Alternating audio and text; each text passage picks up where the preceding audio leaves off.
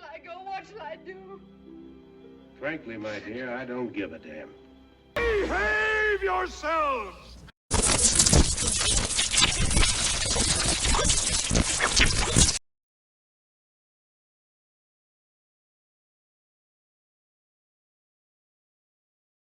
Hello YouTubers out there, this is Saravia at the movies. So today we're taking a look at the first Omen, that is to say the film titled The First Omen that came out earlier this year, not the first Omen film from 1976.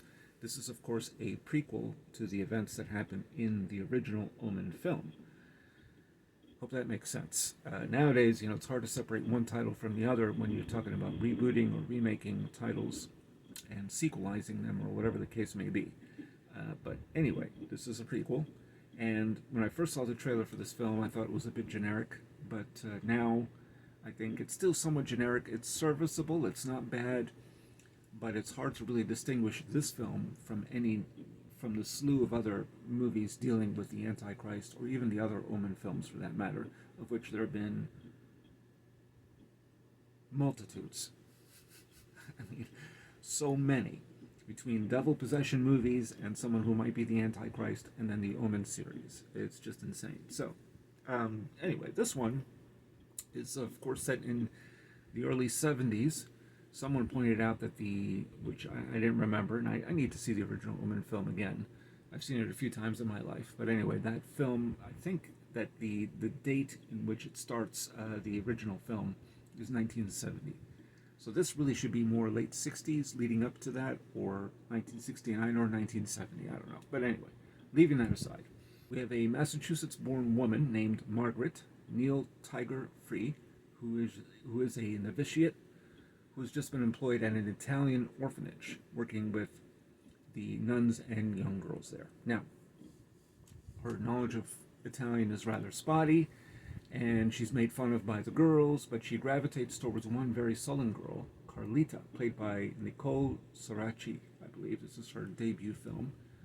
And she scribbles on the wooden floors of her room, and when summoned due to bad behavior by the nuns, is placed in the bad room.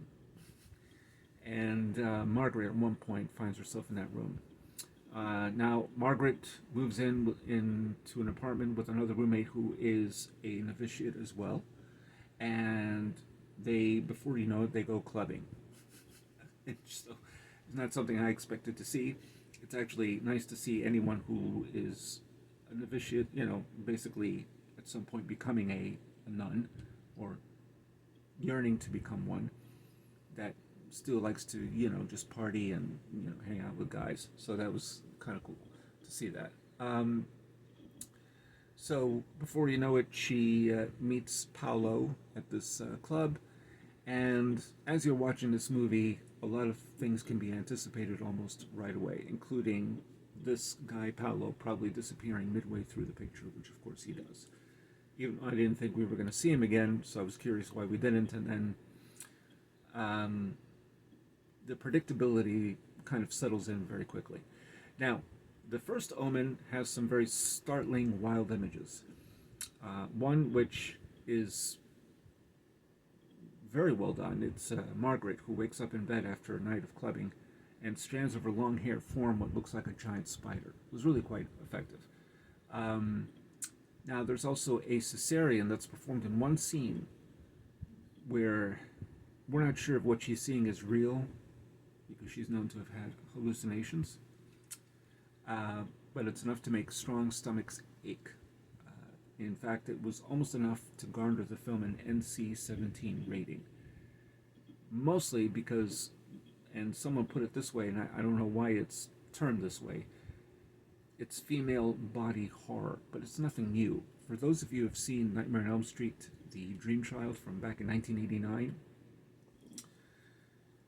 the Amanda Kruger character also goes through, I don't know if it was a cesarean, but it could have been, and it's fairly bloody. But here, there's probably a couple more shots shown.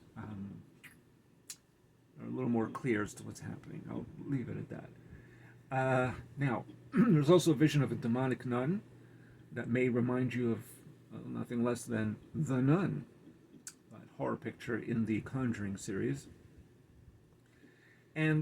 But the interesting thing about this movie is that it has flashes more reminiscent of Rosemary's Baby than The Omen. And except for one timidly gory death at the beginning and an immolation, harkening back to a suicide by hanging in the original Omen, this first Omen doesn't have much of the flavor or the gothic look of the original pictures at all. So it's rather interesting that they, the film was clearly shot on high definition HD video, and it looks it. In fact, what I found interesting about the picture is that it resembles a late-night horror film that you might have seen in the early 90s, perhaps, or through most of the 90s, that type of made-for-VHS DVD horror, back when they did shoot that type of stuff on film. It looks like that. And I don't know if that's the intended aesthetic, but it has sort of a low-rent, smoky, sepia-toned look to it through most of the film. I will say, Neil Tiger Free is, she gives the soul of this, she's the soul of this movie. She's really quite good in it, I thought. She was the best thing in it. And aside from an unrecognizable and chilling Sonia Braga, who most of you might know from back in the day from Kiss of the Spider Woman, I think, oh geez, I'm trying to remember some of the movies that she was in. She's been in a lot, but anyway, Sonia Braga's in it. I didn't know she was the abbess of the orphanage. I mean, completely unrecognizable. Now, most of the movie is easy to anticipate. There are those cliched false alarm scares without the shrieking sound effects, which is admirable, but you still have it, where somebody's standing and then a hand clasp, oh, who are you? Well, you're not a demon, thank goodness. And the big secret that I think you can pretty much guess from the beginning. As soon as I started watching the film, I kind of knew right from the start the secret, and I'll just leave it at that. For those of you who are wanting to check this out, I mean, it's not a bad movie, not especially memorable. It's interesting that at first it can almost be seen as a movie about a young woman struggling with her faith, maybe, a little bit, or trying to adapt to a certain faith to become a nun, in addition to being a horror picture. So it was interesting, but not much of this really smacks of The Omen. So, until the very end. And then, well, I'm not going to give away any spoilers in case you check it out, but let's just say that there's a fiery ending, and I just didn't understand it. If you check it out, you'll see what I mean. Something in that just didn't quite match up with what we see in the first Omen film from 1976. It just didn't coincide, but it leads all the way up to it. I don't want to give away another spoiler. Suffice to say that, let's just say there's probably more than one person that could become the Antichrist, which doesn't, again, mesh with the Omen series overall. But anyway, in terms of Omen movies, this one is much better than Damien Omen 2 or The Final Conflict Omen 3. And then, I never saw Omen 4, The Awakening, which I think was about a girl who might be the Antichrist. I've never seen it. It was a made-for-TV movie. And then there's the Omen remake, which was very mediocre, and not especially memorable because you're just better off watching the original film by Richard Donner. So, there you go. So it's not bad, but you'll be okay if you miss it. But lend me your thoughts. Tell me what you think of the first Omen or the Omen series in general. What do you think of it? And that's all I got to say about this movie. I actually forgot most of it, but there are some startling scenes. I mean, it started off in a way that I think was admirable. It really dealt with the story of this woman, but then after a while, it just all is abandoned in favor of just the usual, horror stuff. Just not nearly as effectively as the original Omen from 1976. That's the real first Omen. So let me your thoughts. Tell me what you think. And if you haven't subscribed to my channel yet, please do. And if you are a subscriber, make sure you hit the notification bell for future uploads. That's all I got to say about the first Omen. And this is Jerry Saravia at the Movies, signing off.